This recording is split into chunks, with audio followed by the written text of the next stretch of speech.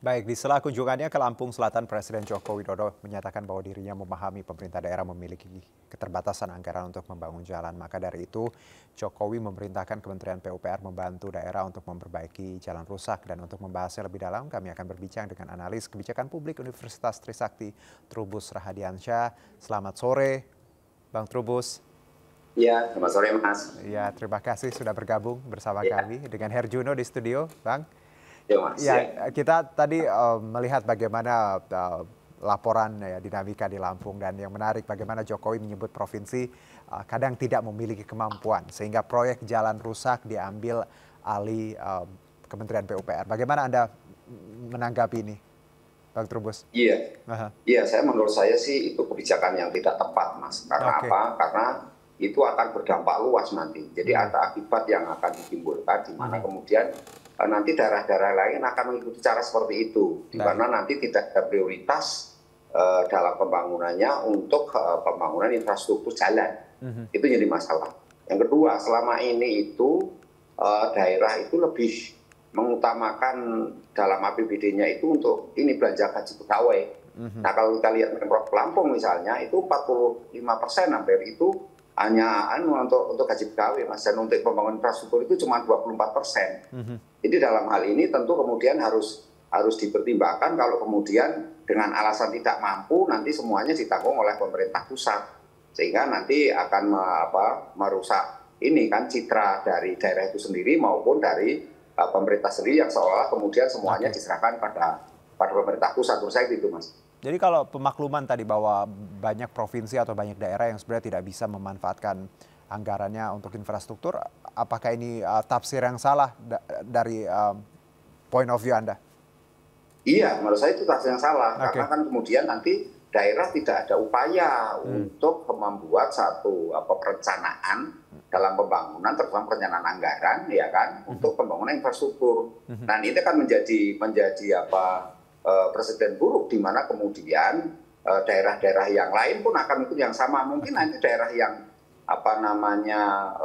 punya pertumbuhan ekonomi baik, sumber daya alamnya memadai, misalnya perkebunan pertaniannya juga cukup memadai, nah akan ikut-ikutan seperti itu juga, tidak mau memprioritaskan pembangunan untuk jalan, Mas. Karena dengan alasan bahwa jalan itu urusan pemerintah pusat.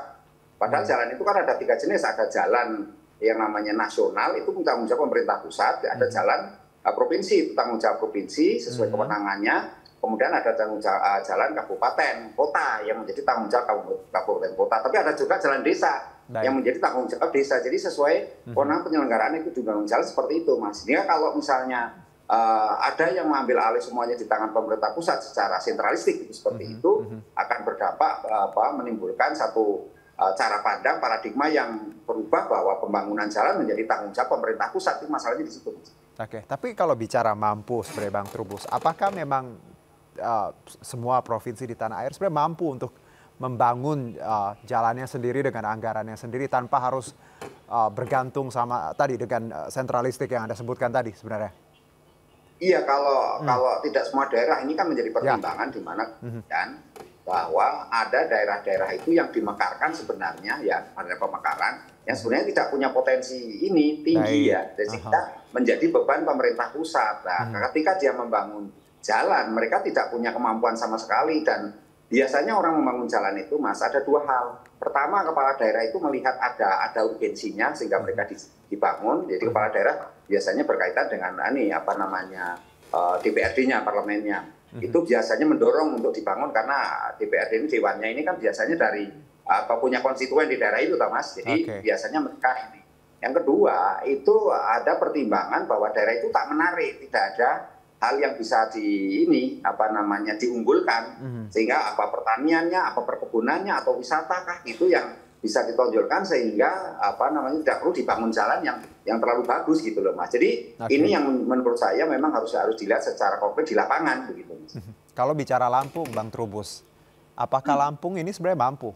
Dan plus juga kita tahu Lampung tadi penyerapan anggarannya tertinggi, punya prestasi yang bagus, tapi ini berbanding terbalik loh sama infrastruktur. Ya kalau dibandingkan daerah lain, Lampung justru lebih baik, Mas. Ya kan artinya kan ini Lampung ini kan sebenarnya lebih baik dalam arti apa nih Bang Trubus? lebih baik dalam hal ini kan nama sumber daya alamnya, Mas. Sumber daya alamnya itu lebih baik kan, mereka tumbuh kembang bagus gitu loh. Cuman persoalan ketika prestasi itu diberikan dalam hal penyerapan anggaran, kenapa kemudian muncul persoalan di mana kemudian pembangunan infrastruktur jalan tidak terbuktikan atau tidak ada prioritas, dan itu ada yang sampai puluhan tahun, Mas. Ada lebih dari 10 tahun juga jalan itu rusak. Seperti itu aja, nggak ada pengembangan sama sekali. Saya itu.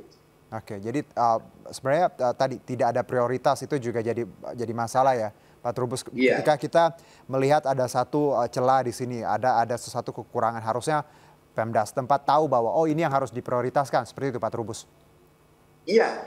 Jadi misalnya kan dalam tahun ini misalnya prioritas jalan, ya kan, jalur utama. Jadi ada prioritas jalan ABC taruhlah misalnya. Kemudian yang berikutnya itu untuk misalnya untuk pendidikan misalnya, pembesukan lagi untuk kesehatan gitu, Mas. Jadi ada tahapan-tahapan. Jadi jalan pun juga seperti itu. Nah, jalan ini semacam tadi, kalau misalnya jalan itu jalan provinsi, tidak menjadi kewenangan dari pemerintah daerah kan, artinya tidak menjadi kewenangan kabupaten kota, meskipun jalan itu berada di kabupaten kota gitu. Jadi ini harus diletakkan pada posisi itu, tetapi berkolaborasi boleh gitu. Artinya memang untuk kepentingan publik, kepentingan masyarakat ya harus ada pembangunan jalan, perbaikan jalan, renovasi jalan, dan jalan ini sendiri harus diperhatikan bahwa jalan yang dibangun itu disesuaikan dengan kondisi tanah yang ada gitu. Tanahnya itu kalau kempung ya sebabnya di beton, Mas. Kalau hanya di aspal biasa mereka sebentar lagi jebol, dan misalnya pengguna jalan sendiri termasuk truk-truk yang ada di situ memang mengangkut